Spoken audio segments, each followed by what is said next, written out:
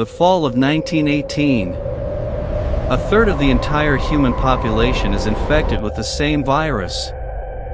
Not eventually. Not over years. In the span of about 18 months. 500 million people. Fever. Lungs filling with fluid. The kind of death that came so fast that some people went to work in the morning and were dead by the evening. 50 million people died. Conservative estimate.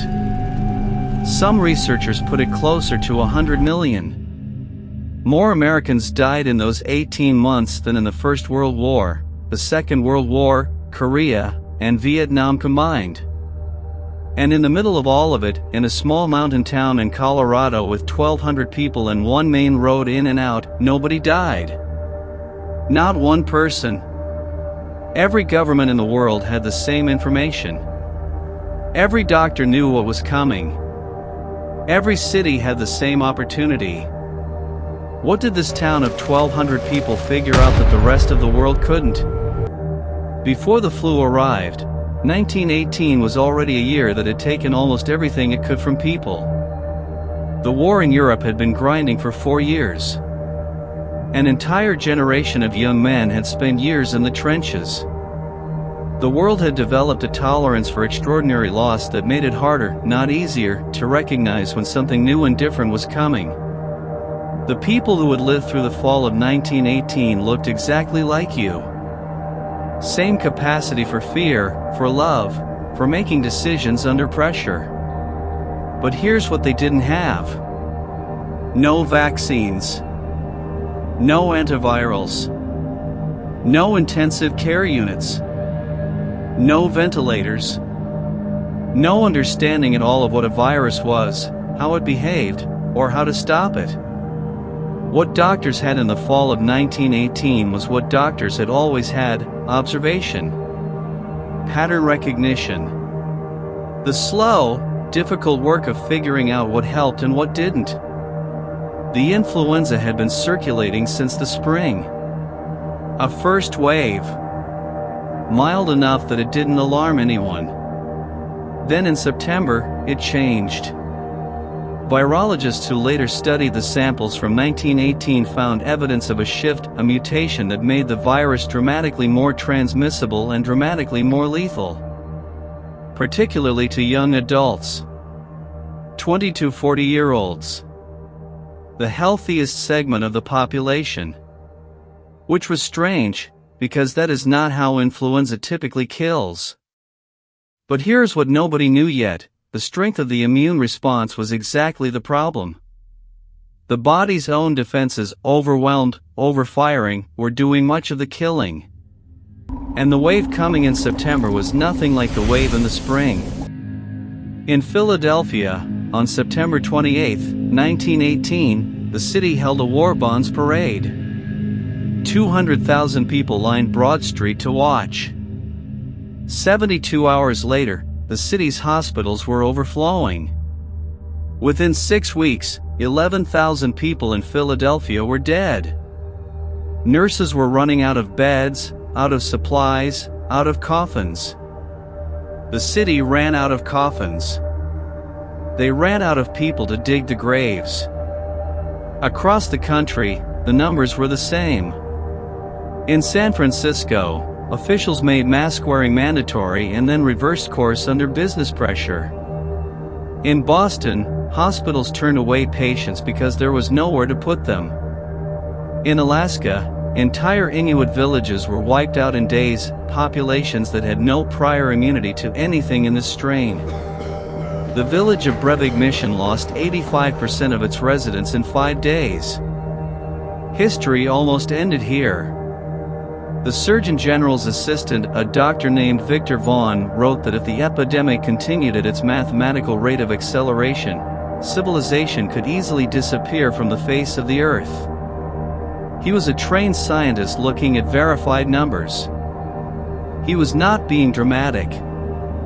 Now picture being inside that world. You don't know what a cytokine storm is.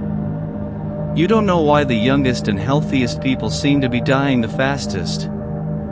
You watch the town next to yours bury 100 people in a week, and you have no framework for understanding why. You just know the dying is moving. Town by town. Valley by valley. Toward you. Gunnison, Colorado sat in a valley in the Rocky Mountains. Population, 1,200 people. One main road in from the north. Train service from the east. In late September 1918, the county sheriff, a man named Charles Armstrong, made a decision. He closed the roads. Every road into Gunnison was barricaded. Every train that arrived was stopped. Anyone attempting to enter the county was arrested and held in quarantine for 5 days before being allowed to continue. The town doctor, a man named John Roy Turnbull, shut the schools, the churches, the theaters, the pool halls. Every gathering place in the county. This was not a government mandate. There was no federal instruction. No coordinated national strategy existed. Armstrong and Turnbull looked at what was coming, understood what they were looking at, and made a local decision. And the decision held. For 4 months, October through January, Gunnison enforced a cordon that neither the state government nor the federal government had ordered or required. Researchers who later studied Gunnison found the documentation thorough. The county coroner's records from 1918. 0 influenza deaths. Not reduced. Not fewer than expected. 0. Here's what makes this harder, not easier. Gunnison wasn't richer than Philadelphia. It didn't have better hospitals. It didn't have any scientific advantage at all. It had 1,200 people, 1 sheriff, and 1 doctor who looked at the same information everyone else had and acted on it before the virus arrived, not after. Philadelphia held a parade. Gunnison closed its gates. The difference between those 2 decisions is the difference between 11,000 dead in 6 weeks and none. Every person who survived the winter in Gunnison, and their children, and their grandchildren, and everyone who came after exists because of a decision made by people who refused to wait for permission to act. That is not a metaphor. That is biology. That is the direct chain from one sheriff's decision in 1918 to lives being lived today. The 1918 influenza pandemic ended the way most pandemics end, not with a solution, but with exhaustion. The virus mutated into less lethal strains. The surviving population built immunity. The dying slowed. The lessons from Gunnison were documented, written down, available, and then largely not applied. In 1957, in 1968, in 2003, and again in 2020, the same calculation was made and lost, made and lost, made and lost. The gap between knowing what works and being willing to do it early enough to matter. We are not the descendants of the people who waited for the crisis to pass. We are the descendants of the ones who closed the gates before it arrived. Charles Armstrong made a decision in a Colorado valley that most people have never heard of. It was not a famous decision. Nobody built a monument to it. His name does not appear in most history books about 1918. And yet every person in that valley who lived through the winter of 1918 carried that decision forward in their bodies, in their children, in every person descended from someone who was standing inside those barricades when the flu passed through. The question that matters is not whether what Gunnison did was possible.